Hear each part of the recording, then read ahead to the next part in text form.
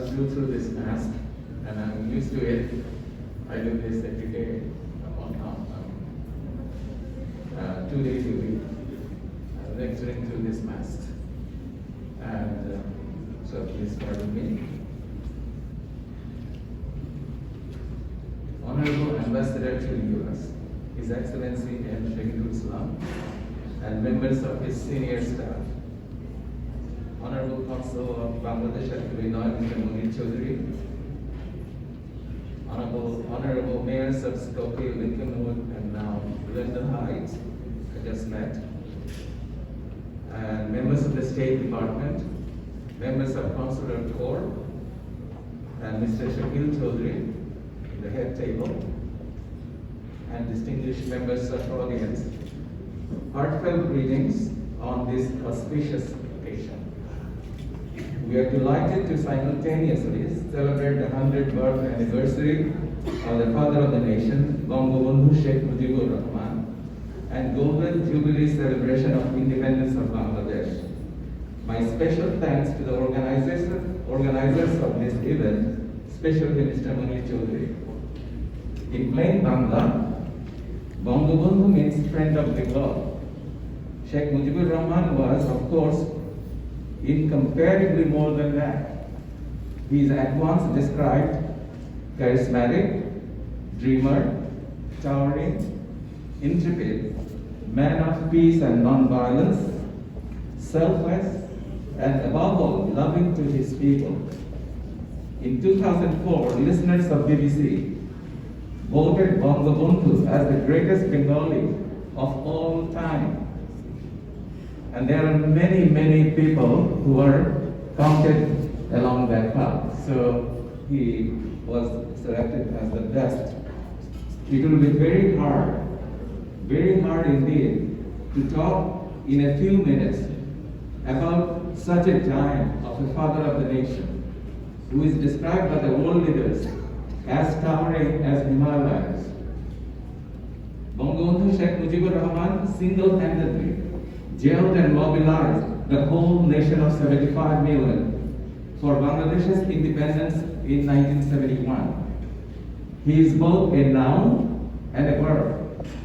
He is the DNA of Bangladesh, and like DNA, his mindset instructs what is needed for Bangladesh to develop, survive, and replenish through equity, humanity, and justice for all.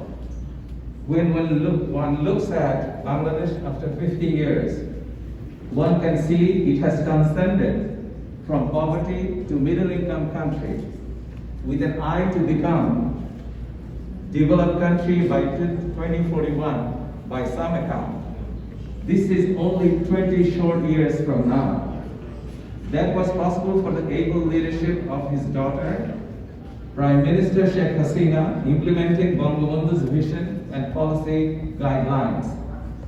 Along with economic growth, technological excellence, elimination of militancy, and non-alignment positioning, and most importantly, her resolute steps for eliminating poverty deserve special mention. Now, Bangladesh is cited as a role model in poverty alleviation, women empowerment, climate change management, among others. The core of Bangabandhu's mindset is motivated by what Bangabandhu wrote, and I quote, "As a man, what concerns mankind concerns me. As a Bengali, I am deeply involved in all that concerns Bengalis. This abiding involvement is born of and nourished by love, enduring love, which gives meaning to my politics and to my very being." On the international front, his foreign policy vision, Bandhutva, friendship towards all and malice towards none, guides Bangladesh's foreign policy. Bangladesh's iconic and immeasurable hospitable response to the Rohingya refugee crisis, the role of Bangladesh military in UN peacekeeping forces, Bangladesh's success story of industrial and environmental compliance in the ready-made garment sector, continuous promotion of non-alignment are some notables. Bangabandhu has remained and will remain a beacon, a lighthouse, inspiring and leading Bangladesh to a newer heights in the age of digital disruptions, nuclear power, and space tech. As long as love and loving exist, Bangabandhu's mindset will continue not only in his own motherland, but in the world. Nobel laureate Amartya Sen writes, and I quote, Bangabandhu's powerful diagnostic criteria about not making political use of religion has very extensive relevance today, since it is important for the world and not just for Bengal. Bangabandhu can also be seen as Vishwabandhu, friend of the world. Bangabandhu is the name of a legend who dreamt of a hunger of and poverty-free, prosperous country. His actions changed the world forever. Today's celebration renews his ideals in our mindset, especially that of our younger generation, inspiring them to learn human values and love for all nations. This will also afford them an opportunity to learn the significance and spirit of war of liberation from the life and example of Bangabandhu.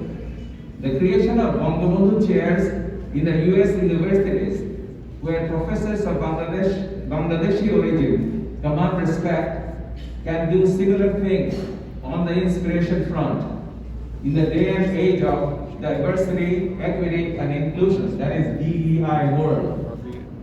Along the same line, I would request distinguished members of Consular Corps who are among us today to study Bangabandhu, as he is also Vishwabandhu, friend of the world.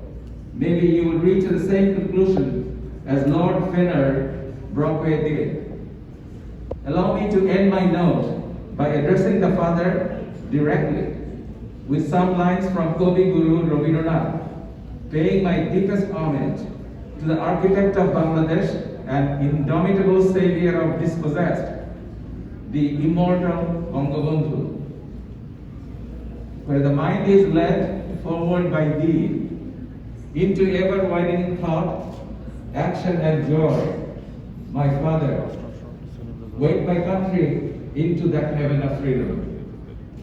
Joy Bangabandhu, Joy Vishwabandhu, Joy Bangla.